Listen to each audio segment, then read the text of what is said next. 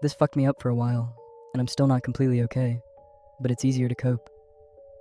It was the middle of summer, and my parents had left for the weekend to go to our house on Cape Cod. It's about a 2-hour drive away, so it's no big deal for them to leave me alone for a few days. My mom had made some pulled pork and pasta for me to heat up and eat whenever I wanted, and I had some money if I wanted to order a pizza. Things were all good. The first night I was alone, I stayed up until 3 in the morning playing Xbox, so I woke up really late the next day. I checked my phone when I woke up and saw it was a little past 1. I had made plans to play some street hockey with my friends at 3, so I threw myself out of bed and stumbled into the shower. I take really long showers, so when my parents are gone, I go mental. I was in there for about 45 minutes, scrolling through Reddit, Twitter, and whatnot, when I heard my front door open. The bathroom is directly up the stairs from the back door, and it's pretty loud when it opens and closes. I immediately froze, since obviously I was supposed to be alone. I waited about 2 minutes, ears trained to hear anything else. Nothing. I figured it was just the wind, or maybe my parents were home early, so I turned off the shower, wrapped my towel around myself, and slowly walked down the stairs to check it out. So the stairs to the kitchen, where the back door is, are pretty tight and walled in, so it's essentially like walking down a tighter version of this, with the rail replaced by a wall. So I can't see into the kitchen when I walk down, even though my house is old as shit and each step on the stairs makes a super loud creak. I still took my time and tried to be as quiet as possible. I probably took 45 seconds walking down all 12 of the stairs, so when I get to the second to last stair, right before I could see around the corner into the kitchen, I take a little breath to compose myself. In my mind, I knew I was being stupid. There obviously wasn't anything in the kitchen.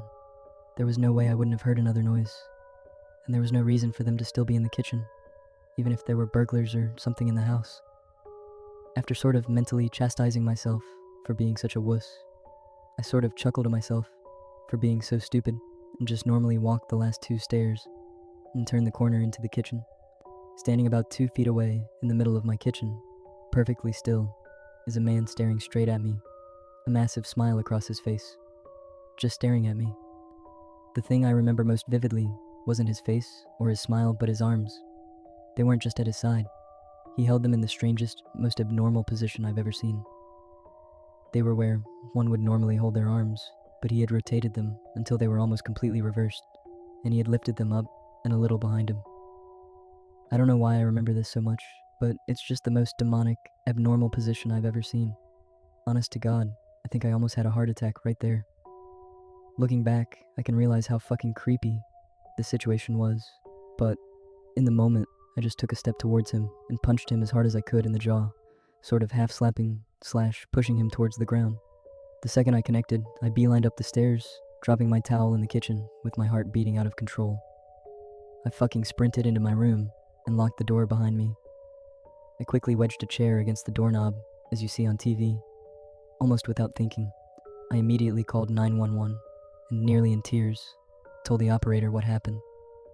As I sat on the floor of my room, in practically the fetal position, staring at the door, praying that a cop would be here soon, I noticed the light coming from the gap between my door had stopped. The fucker was standing outside my door. There are no words to describe the feeling I had. I was paralyzed with fear, watching the shadow across the bottom of the door shift in tiny ways. I stayed balled up, staring at the gap, praying the man would go away for what seemed like an hour. All the while, the 911 operator was asking, "Hello, sir, are you there? Hello?" I didn't want to make a noise, and even if I'd wanted to move my arms to bring the phone to my mouth, I don't think I could have. Eventually, the light returned to the gap, and I heard the faintest of footsteps, slowly creaking the wooden floorboards as he walked down the hall. It was silent for minutes as I just sat there, curled up, unable to even speak. I heard banging on the front door and the sound of 2 officers entering my house. I finally felt safe, and I opened the door to the 2 of them standing there. I almost cried. Nowadays, my parents don't even leave me home alone anymore, thank God, and I check every lock on the house before going to bed. I still get nightmares occasionally, and my heart starts racing whenever I see someone standing still, but I'm doing alright. Even working with sketch artists and a few lineups, the police never found whoever the fuck was in my house. That sends shivers down my spine every time I look outside. half expecting to see him standing across the street, smiling under a lamppost. I have no idea what he wanted or who he was.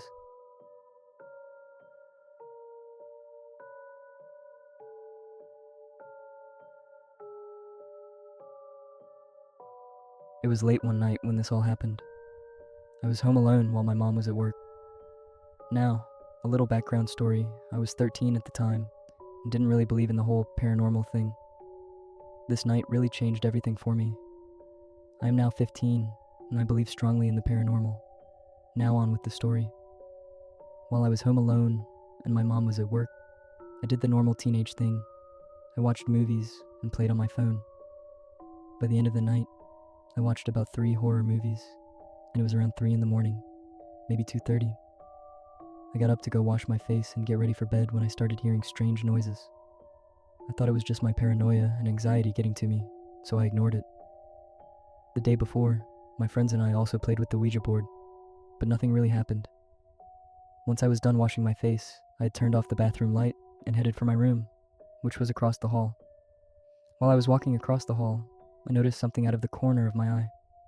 It looked like my mom, but with the living room lights off, I couldn't make out any features, though it was the same height as my mom. As I was walking to my room, I said, "I did not know you were coming home so early, Mom."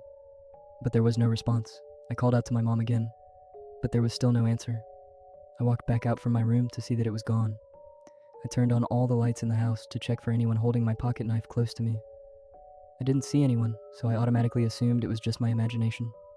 I continued my nightly routine, getting my bed ready and putting on some pajamas. I went back out to the living room to make sure I didn't make a mess, or else my mom would have flipped out when she got home. I didn't make a mess, but something did stand out though. Where the bamboo plant would usually sit, the bamboo was actually out of place. And I don't mean just by a little bit. It looked like somebody had completely moved it from one side of the bookshelf to the other. I immediately felt freaked out, but I calmed myself, thinking I must have done it somehow, even though I don't remember doing it. I put it back in its place and walked back to my room. I stopped dead in my tracks when I heard glass moving across wood. I slowly made my way back to the living room and saw the bamboo plant had been moved back to where it had been before I moved it. There was no way in hell that it would have moved on its own. I moved it back, but this time I stayed in the living room, making sure it didn't move again. Around 3:30 a.m., I went up to go to the bathroom, still a little shaken up by what had happened, and I couldn't sleep. When I came back, the bamboo plant had been completely moved off the bookshelf.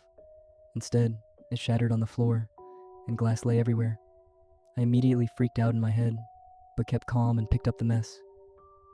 I sat in the living room for another 2 hours before my mom got home. I told her everything that happened, and not long after, we moved out.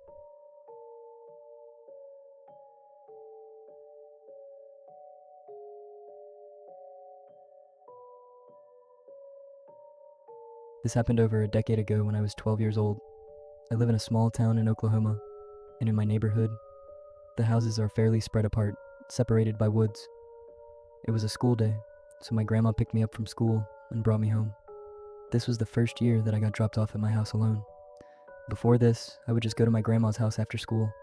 I would get dropped off at around 3 p.m., and my parents would be home around 4:30. Not that big of a deal. Today, for some reason, my dad wasn't going to be home until later, around 7, and my mom, a teacher, wouldn't be home until around 8 p.m. because she had parent-teacher conferences at the school. This happened in early fall, so it wouldn't even be dark until like 8:30 p.m. I did what I usually did when I got home. I ran upstairs, got on my Xbox 360, and played Minecraft with my friends. Today, it was just my friend Seth and me. I was playing for about 2 hours when I heard a car door shut in my driveway. No one should have been here until like 7 p.m. My house is set up so that my upstairs has windows overlooking my driveway. So with my mic on and controller in hand, I went to the window to see who it was. Maybe my dad got home earlier than expected. I looked outside. It was a red truck. No one I know drives a red truck. The person pulled into the middle of my driveway sideways, like he owned the place. When I looked out the window, I saw a man with a hat, wearing a big camo hoodie and jeans. It was September, so no one should have been wearing a big hoodie and jeans in Oklahoma. By the time I looked, he was already almost out of view, going up my walkway to my front door. I thought maybe it was one of my dad's friends, or someone my dad hired to do something, but he would usually tell me if someone was coming over, Soon after, I hear a knock at the door, then another. I go to my other window that has a better view of the walkway, up to my front door. I see the guy walking back down the walkway. I switch and go back to looking through the windows overlooking my driveway. I'm relaying all of this to Seth, still with my mic on.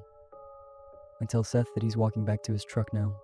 Instead, he walks past his truck and tries to open my garage side door.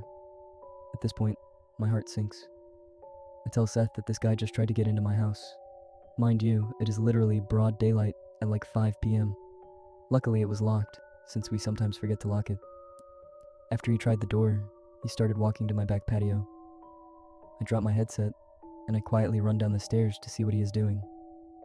I get downstairs and stand behind the wall, so I'm not visible from the back door/living room windows. I just listen. I hear him try to open the door. Then I hear a thud. It sounded like he dropped a brick on the ground or something. At this point, I'm more scared than I've ever been.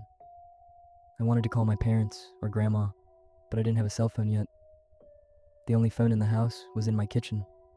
I would have to cross my living room to get there, and he would be able to see me if I went in there. A few seconds after the thud, I peeked around the corner, and he was gone. I run back upstairs and put my headset back on, telling Seth that he just tried to open the back door too. As I'm telling him this, I hear a car door shut.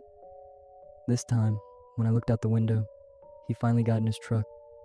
I looked at the truck closer, and I noticed the only thing he had in his truck bed was a crowbar and a shovel. He sat in his truck for what felt like a few minutes. During this time, Seth told me to get my iPod and take a picture of his license plate. He was parked so that I couldn't see it. Then he drove backwards out of my driveway and down the road. A few minutes after he was confirmed gone, I went downstairs to see what the thud could have been. I get to the back door and see that the doormat has been moved. Both big plant pots had been moved as well. He was looking for a key. Holy fuck. We have a hidden key back there too. The key to the back door was under one of the smaller plant pots on a ledge near the door, not under the bigger ones he had checked. I went to the front porch, and all the pots looked like they had been moved too. I don't know what I'd have done if he'd found the key or just broken in. After he left, I called my dad and told him what happened. When my dad got home, he had a cop come over. I told the cop what happened and gave him a description. The guy never came back.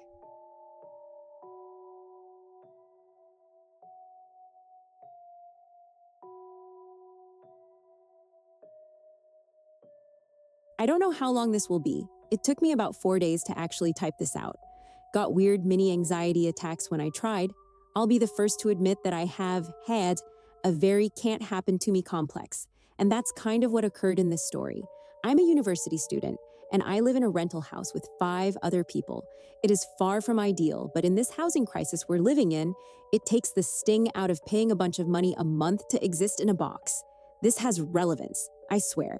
I got extremely lucky last weekend when 4 of my roommates were out. This has never happened. So I was ecstatic to have the house to myself. I did the whole 21-year-old girl home alone stuff you can think of. Watching movies with the volume loud, taking long-ass showers, walking around the house without a bra, etc., etc. It was around 10 p.m., and I had finished some homework, was relaxing with a glass of wine, and watching some streaming services. It sounded briefly like there was something moving on the porch. We've had a fox in our yard before, and the thing used to make a lot of noise on our porch, so I assumed that to be the case. After hearing some fumbling the second time, I went over to check through the window. There was nothing there. As I'm turning to head back to the living room, a piece of cement flies through our kitchen window. I didn't know it was cement at the time, but it's not important. I screamed in shock when it happened and instinctively unlocked the door to go outside.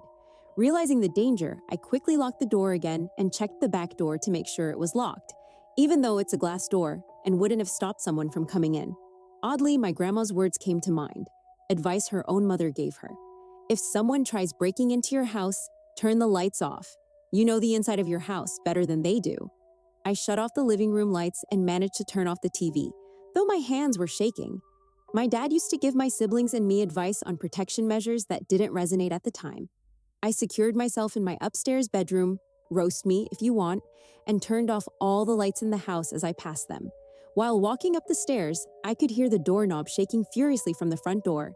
Don't know if there was more than one person, or if they realized they couldn't jump the fence to get into the backyard. While calling for emergency services on speaker, I secured my hunting knife to the end of my hockey stick with hot pink duct tape. I know that's probably one of the most Canadian things I could say. If I had to use it, at least it would look fabulous. I stayed in the dark, holding my makeshift spear, for what was probably about 15 minutes. I'm really glad I wasn't being murdered in that amount of time. The operator told me police were on the way, which they eventually were. Took a very unsettling amount of time. The only reason I left the bedroom in the first place was that I heard knocking on the downstairs door and saw the police lights flashing through the window. Otherwise, someone would have had to come in and physically pull me out of the room. A statement was given, but that's all they did. Literally all they did. Literally all they did. Nothing else. Literally that. A very nice female officer stayed with me in the house and helped me clean up the glass until my brother showed up to bring me to his place for the rest of the weekend. So, shout out to Officer Cutie with the tattoos. I made a doctor's appointment for anxiety and nightmare medication. I know I wasn't in physical danger by then, but I kept having bad dreams and found it easier to stay awake. Maybe that sounds juvenile, but I'm only human. Meds are working fine, and I'm back at my house with wall-to-wall people again. And honestly, I don't hate that so much anymore.